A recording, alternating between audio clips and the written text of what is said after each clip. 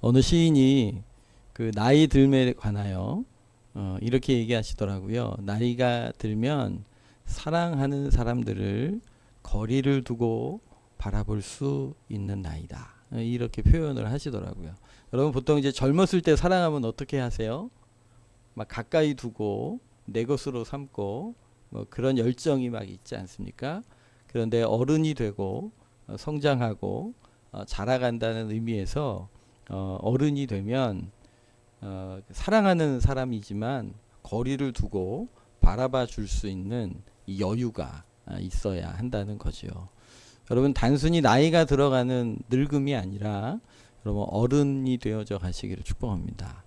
요즘이 더 그런 것 같습니다. 신앙생활에 있어서도 이게 어른의 신앙이 필요한 거죠. 여유를 가지고 바라봐 줄 수 있고 기다려 줄 수 있고 또 그래서 함께 걸어갈 수 있는 나의 어깨를 내어주어 누군가가 그 어깨를 딛고 다시 일어설 수 있도록 나를 희생할 줄 아는 그런 믿음의 어른들이 오늘 우리 가운데 자라가고 또 신앙의 그 성숙과 성장이 예수님 안에서 이루어지시기를 예수님 이름으로 축복합니다. 할렐루야. 예, 그렇게 이번 설 연휴 기간 동안 또 여러 형제 자매들을 만나고 가족과 친지들을 만나셨을 텐데요. 하나님 그 안에서 우리 그리스도인 크리스찬인 누가 이렇게 있으니까 참 좋다. 이런 느낌이 있으셔야 하잖아요. 그래서 오늘 우리가 그런 복음의 통로로 귀하게 쓰임받게 되시기를 예수님 이름으로 축복합니다. 오늘 방금 읽으신 본문은요. 스데반의 설교의 마지막 부분입니다. 유대인들이 스데반을 이렇게 공회로 몰아놓고 그리고 그를 죽이려고 했던 두 가지 이유는 한 가지는 율법을 모독했다. 이게 첫 번째 이유였습니다. 근데 말씀드린 것처럼 율법에 대한 모독이 아니라 자기들을 모독했다고 생각하는 것이죠. 왜냐하면 유대인들은 자신들이 말씀을 지키고 의롭다 생각하고 있었습니다. 근데 여러분 말씀드린 것처럼 여러분 예수 그리스도의 십자가 앞에 서면 우리들에게는 두 가지 분명한 정체성을 발견하게 됩니다. 여러분 예수님이 왜 십자가에 달려 죽으셨다고요?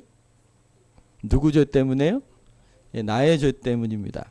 여러분 이것이 그리스도인들에게 첫 번째 정체성입니다. 예수님 앞에 십자가 앞에 서면 우리 가운데 예수 그리스도께서 내 죄 때문에 죽으셨다는 내 죄에 대한 절망, 그것이 경험되어져야 하는 곳이 십자가입니다. 나는 죄인입니다. 나는 하나님 앞에 영원한 심판의 불구덩이에 들어갈 수밖에 없는 가능성이 없는 가치가 없는 그런 무너진 인생입니다. 라는 사실이 십자가 앞에서 철저하게 깨달아져야 합니다. 그런데 동일하게 이 십자가를 통하여 발견하게 되는 게 있습니다. 그런 죄인된 가치 없는 죄인을 위하여 왜 예수님은 십자가에 죽으신 걸까요? 나를 사랑하시기 때문입니다. 죄인임에도 불구하고 사랑을 입고 있다는 이 사실 때문에 우리는 하나님 앞에 은혜와 감격과 감사로 대할 수밖에 없게 되고요. 사람들 앞에서는 겸손하게 되고 담대하게 됩니다. 왜냐하면 내가 죄인임에도 불구하고 하나님의 사랑을 입고 있기 때문에 지금 내가 누리고 있는 이 삶은 하나님께로부터 온 은혜이니 내 노력과 수고와 애씀의 열매가 아니라 하나님의 전적인 은혜이니 겸손할 수밖에 없는 것이고 또 그런 사랑을 입고 있기 때문에 때로는 넘어지고 좌절하고 무너지지만 하나님의 사랑을 여전히 입고 있기 때문에 사람들 앞에서 세상 앞에서 담대할 수 있게 되는 겁니다. 이 두 가지 정체성이 그리스도인들의 정체성, 십자가 앞에서 우리가 발견하는 정체성입니다. 그런데 유대인들은요, 이 죄인된 정체성이 없는 거예요. 오직 본인들은 율법을 지키고 의로운 존재라는 사실만 붙들고 있었는데 스데반이 설교를 통하여 죄인이라고 지적을 하니까 그걸 자기들을 향한 모욕이라고 생각을 했던 겁니다. 오늘 우리들의 마음 안에 예수님의 십자가를 붙드시고 죄인이나 사랑받고 있다는 이 복음의 진리 앞에서 주님 앞에서 은혜와 감사로 또 세상 앞에서 겸손과 담대함으로 신앙의 삶 살아가시기를 예수님 이름으로 축복합니다. 두 번째 또 이들이 스데반을 지목하여 그렇게 죽이려고 했던 이유가 성전을 모독했다는 이유입니다. 예, 하나님께서 성막을 짓고 성전을 허락해 주셨습니다.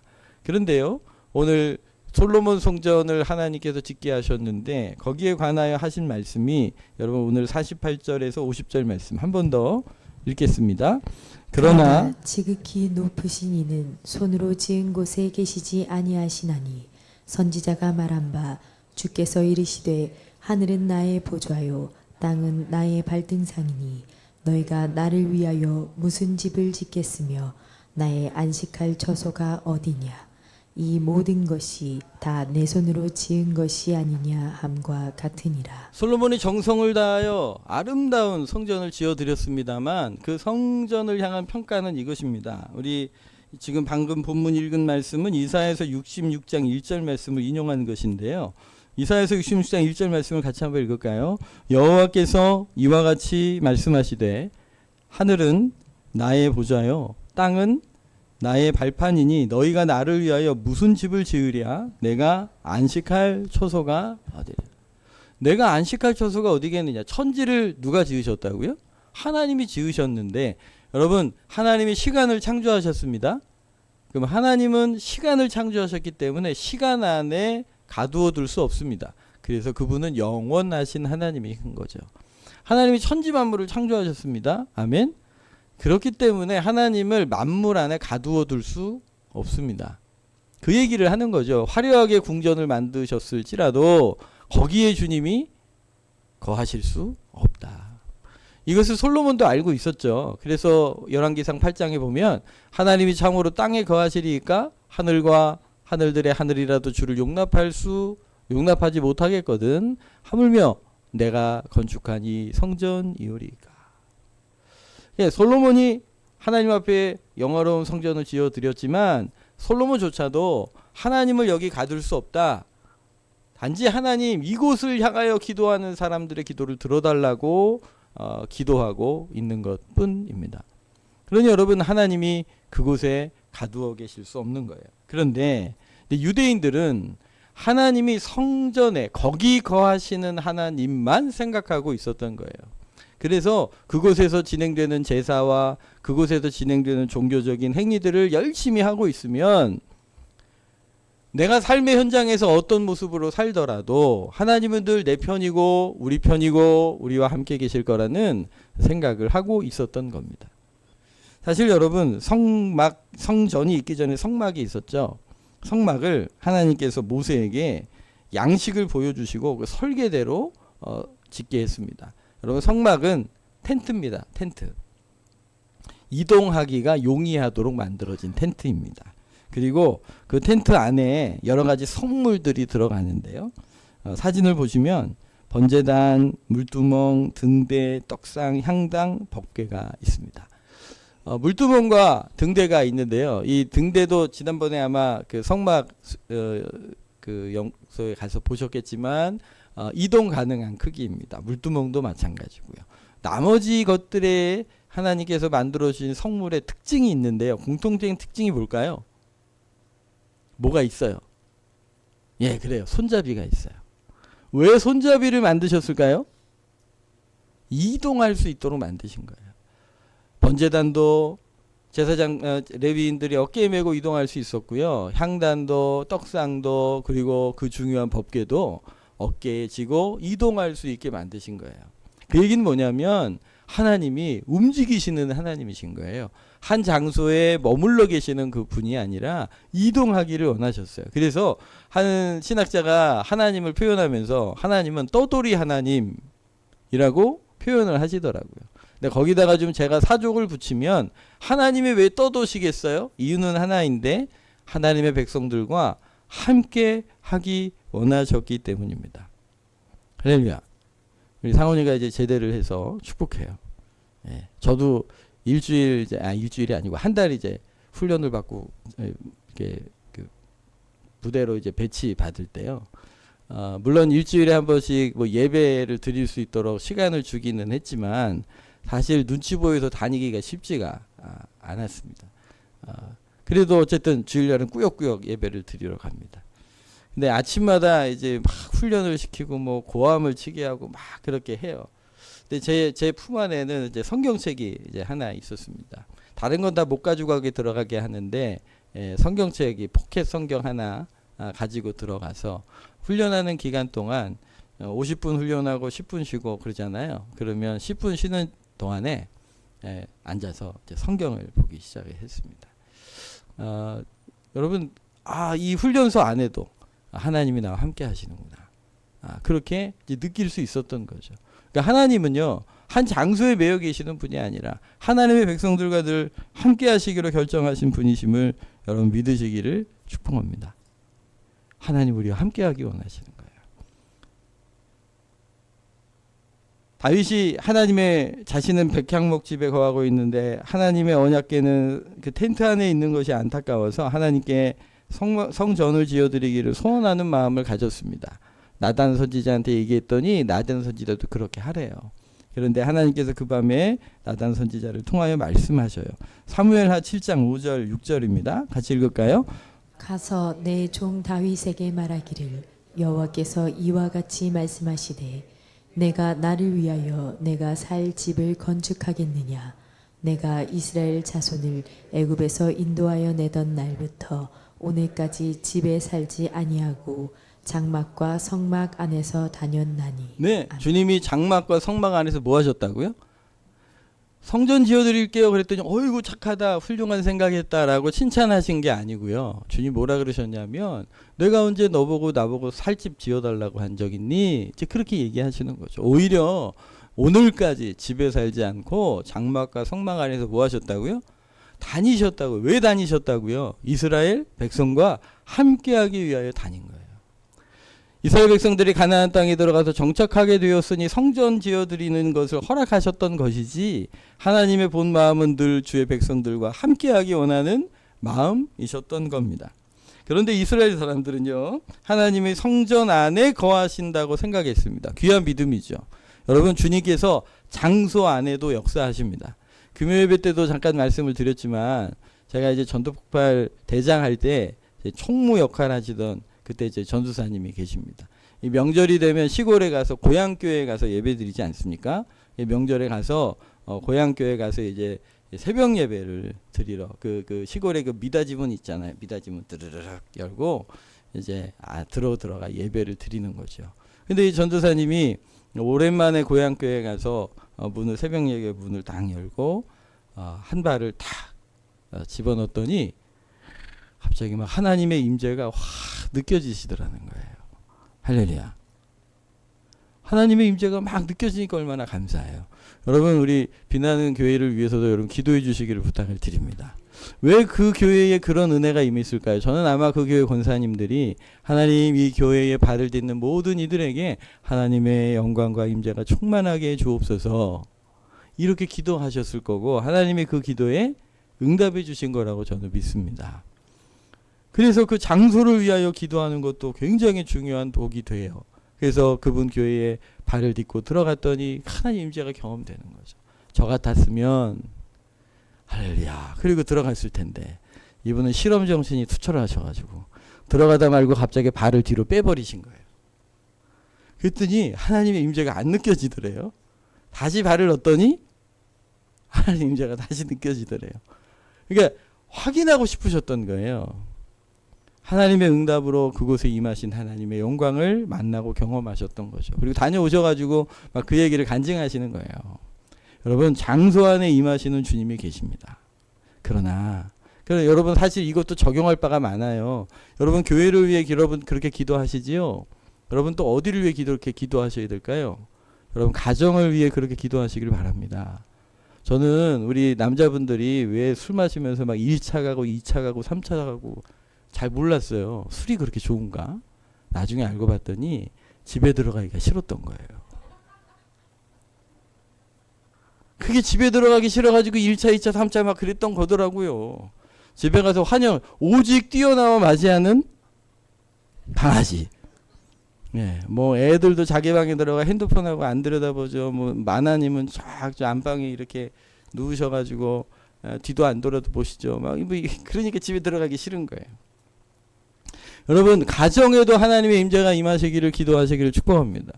그래서 정말 오고 싶은 가정, 만나고 싶은 가족들이 돼야 되지 않겠습니까? 그곳에 주님의 교회가 되기를 기도하는 마음.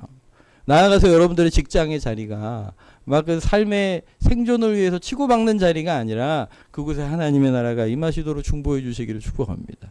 예, 주님께서 우리에게 그 장소에 임하시는 주의 은혜가 있습니다. 그런데 정말 주님이 원하시는 것은 그 장소에 와서만 만나는 하나님을 원하셨던 게 아니에요. 하나님은 우리와 함께 다니기를 원하신다고요. 그분이 우리와 함께 하기를 원하신다고요. 여러분, 그게 신앙생활이에요. 그게 생활신앙이에요. 근데 유대인들은요, 그 성전 안에 와서 양을 잡고 소를 잡아서 그 제사 법에 맞춰서 제사를 잘 드리면 자기들이 삶의 현장에서 어떤 죄를 짓고 어떤 삶을 살아도 하나님은 늘 함께 계셔서, 시오니즘이 있잖아요. 시오니즘. 절대 망하지 않는다.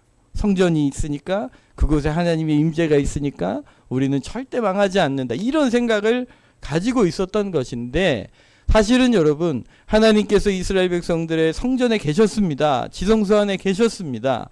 그러나 그 예배를 드리고 그 성전을 존귀하게 여기는 사람들이 삶의 현장에서 주님과 동행하지 않고 하나님께 범죄하고 자기가 원하는 대로만 인생을 살아가고 있을 때 결국 주님이 하신 결정이 뭐였냐면, 우리 에스겔서에 나와요. 에스겔서 9장 말씀입니다. 에스겔서를 보시면 그룹에 머물러 있던 이스라엘의 하나님의 영광이 어디에 이르세요? 성전 문지방. 원래 어디 계셔야 하는 거예요? 지성소에 계셔야 하는 거예요. 법궤와 그 위에 있는 속죄소, 그리고 그 위에 있는 하나님의 천사들 사이에, 그룹들 사이에 주님이 임재하셔서 모세와 대화하시고 하나님께서 영광을 드러내셨거든요. 주님의 영광이 어디 계셔야 하는 거예요? 지성소 안에 계셔야 하는데 지금 그 영광이 어디로 나오셨어요? 성전의 문지방으로. 그리고 에스겔서 10장에 가면 그 영광이 드러나서 어디로 가요? 이 성전에서 나와서 그 성의 동문에 머무십니다. 그리고 에스겔서 11장에 가시면 이제 그 성에서 나오셔서 어디예요? 성읍 동쪽 산에 머무시고 결국은 이스라엘을 떠나시고 마세요. 왜요? 거기 법궤가 있었는데요. 왜요? 거기에 하나님의 지성소가 있었는데요. 왜 주님이 거기 계시지 않으신 거예요? 거기서 나오셔서 문지방에서 그리고 동문으로, 그리고 동쪽 산으로 해서 결국 떠나시는 이유가 무엇이에요? 이스라엘 백성들이 제사를 안 드렸기 때문일까요? 아니요. 철저하게 규격에 맞추어서 말씀대로 율법대로 제사를 여전히 드리고 있었던 그때에 주님이 떠나시는 거예요. 왜일까요? 성전에 모여서 드리는 제사를 안 드렸기 때문이 아니에요.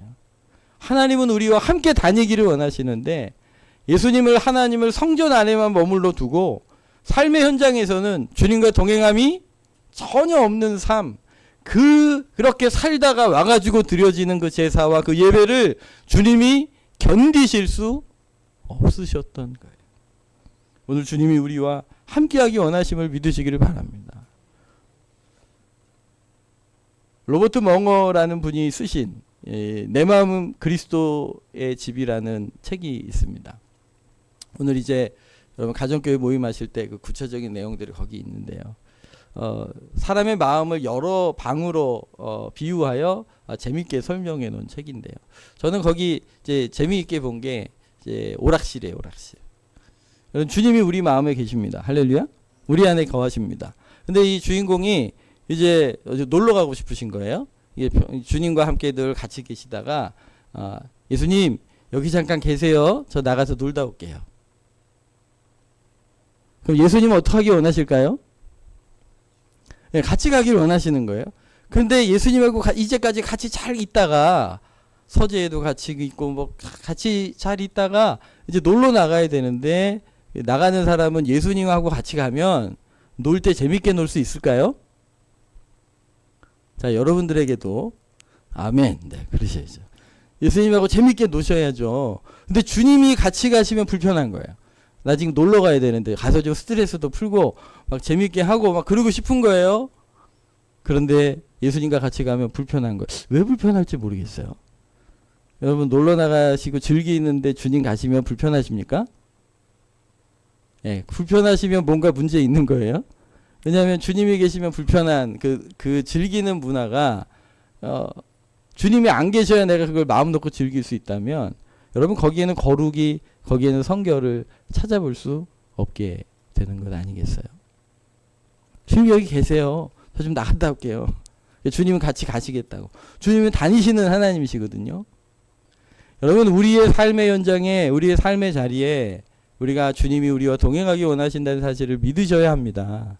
우리가 일주일에 한번 이렇게 시간을 정하고 장소에 나와 예배드리는 것도 참 주를 경건하게 섬기는 일이지만, 사실 주님이 우리의 신앙을 바라보시고 우리로 하여금 원하시는 삶은, 여러분 주일을 지나 예배가 끝난 후에 여러분들의 가정의 주와 함께하기 원하시는 겁니다. 여러분들 직장에 주님이 함께하기 원하시는 것입니다. 왜냐하면 진정한 성전은 우리 주 예수 그리스도이시기 때문에 그렇습니다. 우리 요한복음 2장 19절 말씀입니다. 같이 읽겠습니다. 예수께서 대답하여 이르시되 너희가 이 성전을 헐라 내가 4일 동안에 일으키리라. 유대인들이 이르되 이 성전은 46년 동안에 지었거늘 내가 3일 동안에 일으키겠느냐 하더라. 그러나 예수는 성전된 자기 육체를 가리켜 말씀하신 것이라. 여러분, 진정한 성전이 누구시라고요? 예수 그리스도이십니다. 성막으로 시작하여 성전으로 하신 이 모든 것은 예수 그리스도를 상징하는 그림자인 것이죠. 예수 그리스도께서 사복음서에 살아계신 예수님은 성전이셨습니다. 하나님의 임재로 가득 차 계시기 때문인 것이죠. 그런데 이 성령께서, 예수 그리스도께서 우리와 함께하고 계시다는 것입니다. 여러분들, 예수님의 이름이 임마누엘이셔요. 그분이 우리와 함께하기 원하시는 것이죠. 여러분, 늘 그분의 임재를 확인하고 그분과 함께 걸어가시기를 축복합니다. 주님과 함께 걸어간다는 말은 뭐냐면, 그분이 원하시는 길을 걸어간다는, 그리고 주님이 기뻐하시는 그 길을 걸어간다는 것입니다. 그게 신자이고 그것이 제자이고 주님의 길을 걸어가는 성도들인 것이죠. 저도 이번에 이제 명절이 돼서, 이제 명절 때가 되면 꼭 만나는 목사님들이 몇 분 계십니다. 그러면 우리 아이들이 그러죠. 아빠 연애해? 왜 오면 맨날 봐? 이래요. 이제 그분들이, 제가 청년 때, 이제 청년 사역할 때 청년이셨고, 그분들도 이제 헌신하셔서 목사님이 되신 분들이에요. 그래서 그분들과 이제 만나서 이렇게 교제를 하는데, 그래서 그분들과 교제하면 그 당시 함께 했던 우리 친구들의 근황들을 이렇게 듣게 되거든요. 그런데 그렇게 함께 막 찬양 사역을 하고 막 선교도 다니고 했던 청년들이 지금은 교회를 안 다니는 친구들이 있다는 거예요. 그리고 그 친구들이 교회는 다니지만 이제 교회 아웃사이더로 남아 있다는 사실을 이렇게 들으면서 마음이 참 많이 착잡하고 생각이 많아졌습니다. 왜냐하면 그 친구들은 그 친구들이지만 지금 우리 초등부 아이들, 청소년들, 청년들이 10년 후, 20년 후에도 여전히 하나님을 경외하고 사랑하고 헌신하는 자리에 머물러 있을 것인가 하는 질문을 하게 되기 때문인 거죠. 왜 이들이 그렇게 청년 시절에 그렇게 뜨겁게 하나님께 헌신했던 친구들이 지금 그렇게 신앙의 자리를 떠나가고 있는 것일까? 여러 가지 이유가 있겠지만 그 중에 한 가지는 내 안에 계신 예수 그리스도, 그분에 대한 믿음, 그리고 실제적인 그분과의 인격적인 교제가 점점점 끊어져 가고 있었기 때문이지 않을까 하는 생각을 하게 됩니다. 여러분, 우리는 괜찮을까요? 여러분, 저는 괜찮을까요? 그래서 성경은 여러분 이렇게 도전하세요. 고린도후서 13장 5절 말씀입니다. 같이 읽겠습니다. 너희는 믿음 안에 있는가? 너희 자신을 시험하고 너희 자신을 확증하라. 예수 그리스도께서 너희 안에 계신 줄을 너희가 스스로 알지 못하느냐? 그렇지 않으면 너희는 버림받은 자니라. 우리가 버림받은 자 되지 아니한 것을 너희가 알기를 내가 바라고. 너희는 너희 믿음 안에 있는가? 너희 자신을 뭐 하라고요? 시험하고 너희 자신을 확증하라고 말씀하십니다. 여러분, 우리가 마치 결론을 다 얻은 사람처럼 살아갑니다. 모든 것이 다 해결된 사람처럼 신앙생활을 합니다. 저도 목사니까 천국 가고, 저도 모든 결론을 받은 사람처럼 여러분들 앞에 설교를 하고 있습니다. 그런데 주님께서 그냥 그렇게 살아가면 안 된다는 거예요. 자기 자신을 뭐 하라고요? 시험하고 자기 자신을 확증하라고 우리에게 말씀하고 계십니다. 무엇을요? 믿음 안에 있는가? 그럼 그 믿음 안에 있다는 것이 무엇입니까? 예수 그리스도께서 너희 안에 계신 줄을 너희가 스스로 알고 확증해야 한다는 사실입니다. 여러분, 예수님이 여러분 안에 계십니까? 여러분 안에 계십니까? 그분이 떠나지 않고 내 안에 거주하고 계십니까? 아멘이십니까? 그러면 여러분 정말 깨달음이 있어야 하는 것이죠. 아, 그때도 계셨습니까? 그때가 어느 때예요? 어느 목사님이 그러시더라고요. 목사님, 우리 성도님들이 어디가 병이 들거나 문제가 생기거나 연약할 때는 우리 교육자들한테, 사역자들한테 와서 기도 제목도 부탁하고 뭐 여러 가지 나눈다는 거죠. 그러니까 목회자들은 성도들이 연약하고 힘들 때 그런 상황들을 또 이해하고 또 잘 섬기려고 또 해야 하는 것이 사명 아니겠습니까? 근데 그 목사님이 그러더라고요. 그렇게 성도들의 연약함과 힘들고 어려운 부분들은 목회자들한테 이야기하지만 사실 우리 성도들은요, 목회자들한테 자기들의 죄성은 이야기하지 않아요. 성도들이 자신들의 죄에 대해서는 말하지 않아요. 삶의 현장에서 어떻게 그리스도와 떠나 있는지에 대해서는, 그래서 목회자들은, 우리 성도님들이 그런 거죠. 여러분, 뭔가 뭐 이렇게 요즘 뭐 오은영 씨 뭐 이런 상담 뭐 한다거나 학교에 계신 교직에 계신 분들이나 학생들에게 문제가 생겨서 부모님께 전화를 하면 부모님들이 대부분 뭐라고 하신다고요? 우리 애가요? 우리 애가 그럴 리가 없어요. 뭐 이렇게 반응한다는 거죠. 다 착하고 귀한 아들, 딸들인 거예요. 그래서 사실은 부모님 설득하기가 훨씬 더 어렵다고, 그래서 아예 전화를 안 하신다고 하시는 분들이 계시더라고요. 목사도 그렇다는 거예요. 우리 성도님들 다 착하고, 할렐루야, 다 성령 충만하시고, 할렐루야, 여러분 가정에서나 직장에서나 다 그리스도인의 삶의 모습으로 아름답게 향기 나는 삶을 살아가고 있다고 우리 목사님들이 착각하고 있다고. 성도들은 자신들의 죄성을 목사님들에게 이야기하지 않아요. 이제 그 얘기를 하는데 그런 생각 다시 하게 되더라고요. 그러나 여러분 목사는 모를 수 있어요. 누구나 아세요. 왜요? 내 안에 계시니까요. 그걸 믿으시냐고요. 그걸 믿고 계시냐고요. 여러분들이 부부싸움을 할 때 주님이 내 안에 계실까요? 안 계실까요? 부부싸움 할 때 좀 나가 계실까요? 주님 좀 나가 계시죠. 그리고 여기서 막 싸운 후에 오시지요. 그러는가요? 아니에요. 여러분 부부싸움하는 그 자리에도 주님이 내 안에 계시는 거예요. 아무도 보지 않는 곳에서 여러분들이 은밀한 죄를 짓는 그 자리에도 거기 주님이 계시는 거예요. 여러분 정말 믿고 계신 거예요? 예수님 나와 함께 계신다는 사실을. 여러분 어른만 계셔도 부부싸움 하기가 불편하지 않아요. 근데 여기 예수님이 계시고 이 대화의 내용을 듣고 계시고 내 안에 계시다는 사실을 내가 인지하고 있음에도 불구하고 남편과 아내를 향하여 그렇게 욕설을 던져내면서 모욕을 해대면서 그런 싸움을 싸울 수 있더라고요. 저도 해봐서 알아요. 그런데 부끄러운 것이죠. 아, 주님 용서해 주십시오. 회개할 수밖에 없는 거예요. 여러분 자신을 시험하셔야 합니다. 자기를 확증하셔야 됩니다. 그리스도께서 내 안에 계시는가? 여러분들의 사업의 현장에도 이제 교회 안 다니는 우리 처남이 있습니다.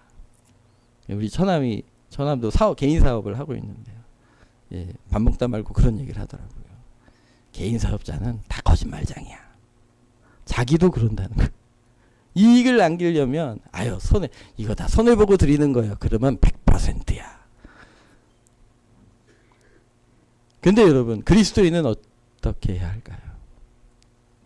그 대화하는 중에도 예수님이 함께하고 계시는데, 여러분 예수님이 내 안에 계심을, 그분은 성전 안에만 계시는 분이 아니에요. 교회 안에만 계시는 분이 아니에요. 우리가 예배 드릴 때만 계시는 분이 아니에요. 그분이 내 안에 나와 함께하고 계시다는 믿음 가지시기를 축복합니다. 여러분들이 가정 안에서.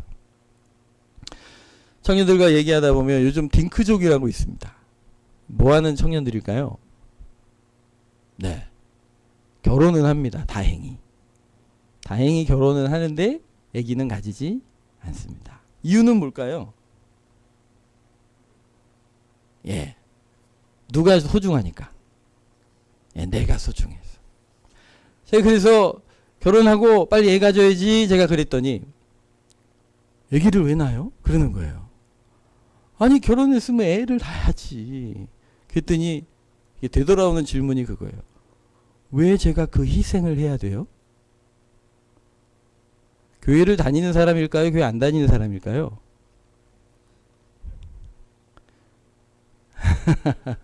그냥 주일이면 예배들을 잘 드리는. 그런데 마음의 생각의 가치는 전혀 예수님과 성경적이지 않은.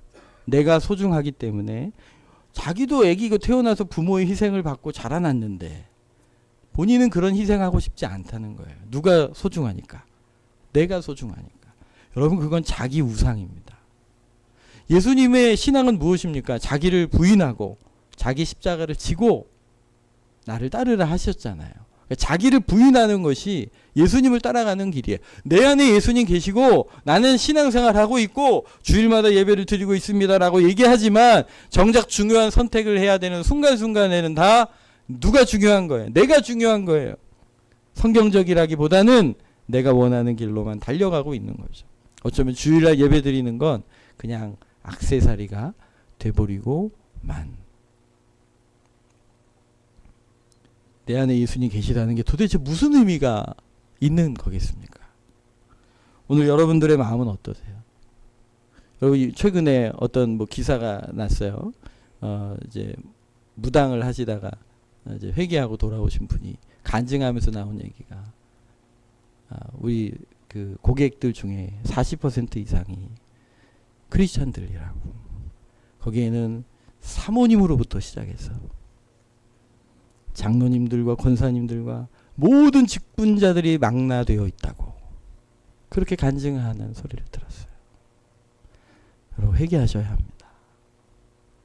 그분이 내 안에 계시는 예수님을 바라보지 않고 의지하지 않고 전혀 다른 세상의 가치관을 쫓아서 헐떡거리며 달려가고 있고 의지하려고 하는 그 마음이 과연 예수님이 내 안에 계시다는 신앙의 고백을 할 수 있는 고백이 되겠습니까?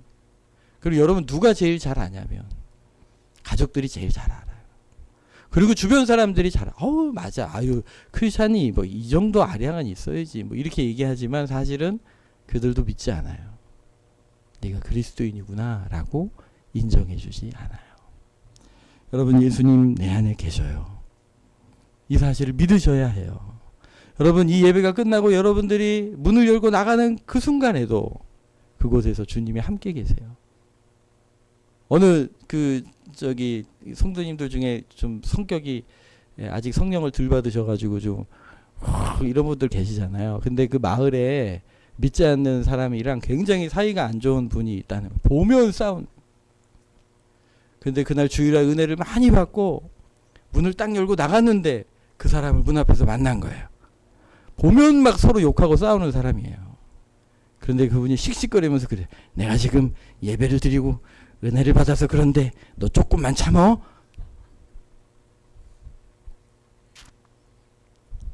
어느 쪽으로 돌아가셔야 하는 거예요?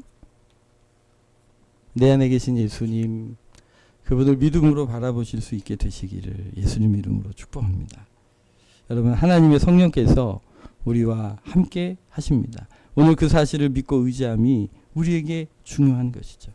에스겔서 11장 16절에 보시면 이스라엘 백성들이 드디어 범죄에서 포로로 끌려가 버리고 말았습니다. 근데 그때 주님 뭐라고 그러시냐면 그들이 도달한 나라들에서 내가 잠깐 그들의 성소가 되리라. 여기 성전은 다 무너져 내려 있어요. 끌려갔어요. 포로로. 근데 주님 뭐라 그러시냐면 그곳에서 내가 잠깐 너희의 성소가 되게 그 얘기 뭐냐면 거기서도 내가 너희와 함께 해주마. 그 얘기 해주고 계시는 거예요. 여러분 고린도전서 6장 19절입니다. 다 같이 읽겠습니다. 너희 몸은 너희가 하나님께로부터 받은 바 너희 가운데 계신 성령의 전인 줄을 알지 못하느냐. 너희는 너희 자신의 것이 아니라 값으로 산 것이 되었으니 그런즉 너희 몸으로 하나님께 영광을 돌리라. 여러분 예수님께서 성령 하나님으로 어디 계실까요? 좀 성경대로 대답하시면 고린도전서 6장 19절을 보시면서 대답을 하시면 여러분 성령께서 어디 계실까요? 성경을 보시고 대답을 하시라니까요. 예수님께서 성령께서 어디 계실까요? 몸 안에 계십니다. 어디 계시다고요? 우리는 보통 예수님 제 안에 계세요. 제 마음에 계세요. 이렇게 설명하죠. 근데 성경적인 표현은 이것입니다. 어디 계시다고요? 몸 안에 계십니다. 여러분 손가락 띄워놓고 다니시는 분 계십니까? 어깨 쭉쭉 띄워놓고 다니시는 분들 계십니까? 그렇게 못하시지요? 왜냐하면 몸이니까. 그런데 여러분 주님이 어디 계시다고요? 몸에 계시다고요. 내 몸에 계시다고요. 분리해낼 수 없는 거예요. 그러니까 그 몸으로 하나님께 영광을 돌리라고 말씀하시는 거예요. 뜯어내고 싶어도 죄송해요. 뜯어낼 수가 없어요. 이미 여러분들은 예수님을 구주로 고백하는 순간 주님이 우리 안에 거하시기 때문에 주님과의 동행을 막아낼 수가 없어요. 그러니 여러분 그걸 믿음으로 붙드셔야 하는 거예요. 주님이 내 몸 안에 계심을. 그래서 이 몸으로 이 삶으로 하나님을 영원롭게 하라고 부르심을 입었다는 사실을 우리가 믿음으로 받아들이실 때 비로소 하나님의 역사와 그 능력 안에 거하게 되는 거예요. 여러분 한 주간도 여러분 믿음 안에서 승리하시기를 축복합니다. 여러분 성막으로부터 시작하여 예수 그리스도께로 연결되고 예수 그리스도께로부터 시작하여 온 성도들이 하나님의 성령 안에 전으로 거하고 있다는 사실을 여러분 꼭 기억하시기를 예수님 이름으로 축복합니다. 여러분 기억하십시오. 성막이 성전이 됩니다. 솔로몬 성전이 되고 그 솔로몬 성전이 무너진 후에는 스룹바벨 성전을 세우십니다. 그리고 헤롯이 그것을 증축하죠. 그러나 여러분 예수 그리스도께서 진정한 성전임을 믿으시길 바랍니다. 이것을 믿는 사람들의 마음에 주님이 계시기 때문에 우리의 몸이 성전이 되는 것이고 장차 완성될 하나님의 나라도 하나님의 선하신 뜻과 계획 안에 하나님의 임재가 충만한 하나님의 나라로 이끌어 가시는 과정 가운데 우리가 있다는 사실이죠. 그래서 여러분 오늘 우리가 구도자로 살아가셔야 해요. 우리가 결론을 받은 사람들이지만 아직 그 결론을 완성되게 경험하고 있지 못하기 때문에 주님께서 우리를 이끄시는 대로 매일매일 길을 찾아 떠나는 구도자들처럼 오늘 십자가 앞에 서시게 되시기를 여러분 예수님 이름으로 축복합니다. 그분이 나와 함께 하심을 확인하면서 매일매일을 걸어가야 하는 거예요. 오늘 목사님이 그런 얘기 하시더라고요. 개를 키우는 목사님이에요. 여러분 이 그 공원 같은 데 가서 풀어놓을 수 있는 데 가서 개를 이렇게 풀어놓으면 아주 개가 난리가 난답니다. 막 이리저리 막 뛰어 다니시는 거죠. 개가. 근데 이 개가요. 가만 보니까 막 뛰어놀다가 갑자기 뒤를 돌아본다는 거예요. 그리고 또 다시 막 자기 마음대로 뛰어놀다가 또 뒤를 또 돌아보는 거예요. 왜 그럴까요? 예, 주인 어디 있나 그거 보는 거예요. 근데 이 목사님이 또 이게 실험 정신이 투철하신 분이라 걔가 막 정신없이 뛰어놀 때 숨으셨다는 거예요. 숨었더니 이제 걔가 갑자기 두리번 거리니 주인이 안 보이는 거예요. 이 주인이 걔가 주인은 숨어 있고 이 걔가 어떻게 했을까요? 그 자리에 서서 꼼짝도 안 하더래요. 자기 주인이 보일 때까지.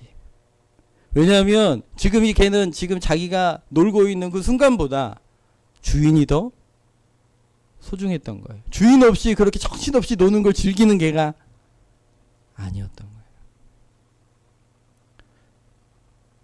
애기로 좀 바꿔보면 여러분 애기들도 길을 걷다가 엄마를 놓치거나 아빠를 놓쳐서 길을 잃을 때가 있어요. 그러면 어떻게 해야 돼요?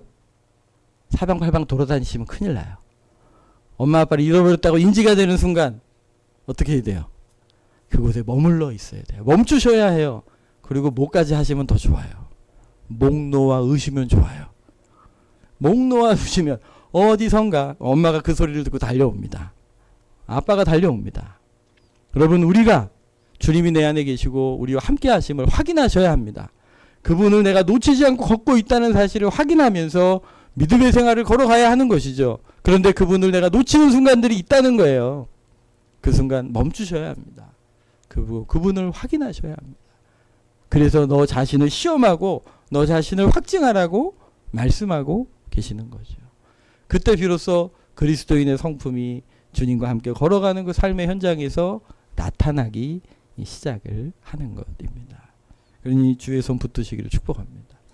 여러분 주보를 이렇게 피시면 거기에 차임 표시 일기가 하나 있습니다. 차임 표시는 그 아시죠? 예, 그분은 탤런트시고 또 소설가이시기도 합니다. 그분은 기도를 글로 쓰신대요. 책상에 앉으셔서 글을 쓰면서 기도를 하시는데 어느 날 자기 일기장에 쓰여진 한 부분을 읽어주시더라고요. 네, 이런 글귀였습니다. 너는 누구냐? 저는 볶음밥을 좋아합니다. 너는 누구냐? 저는 SUV를 타고 다닙니다. 아니, 내가 좋아하는 것 말고 너의 직업이나 내가 하는 일 말고 너는 누구냐? 네, 저는 크리스찬입니다. 예수를 믿고 쫓고 따르는 자입니다. 내가 예수님을 믿고 따르는 자임을 어떻게 증명하겠느냐? 악에는 선으로 맞서고 교만에는 겸손으로 가난과 폭력 앞에서는 긍휼히 여기고 애통하는 마음으로 그렇게 예수님이 하셨던 대로 사랑을 전하고 나누는 삶을 살면서 증명하겠습니다. 그래, 기도도 그렇게 하는 것이다. 말이 아닌 삶을 살아내는 것, 그것이 기도다. 물론 뒤에도 이야기가 나오지만 차인표 씨에게 주님이 던지신 질문, 네, 저는 크리스찬입니다. 예수님을 믿고 쫓는 따르는 사람입니다. 그런데 질문을 더 하시잖아요. 내가 예수님을 따르는 자임을 어떻게 증명하겠느냐? 여러분, 이 질문은 우리에게도 동일한 부르심이고 도전이라고 믿습니다. 여러분, 내가 그리스도인임을 어떻게 증명해 내시겠습니까? 여러분, 삶의 현장에서 주님과 겸손히 동행하며 그분의 가치들이 우리의 삶의 선택에서 드러날 수 있기를 주의 이름으로 축복합니다. 그분이 내 안에 계십니다. 내 몸에 계십니다.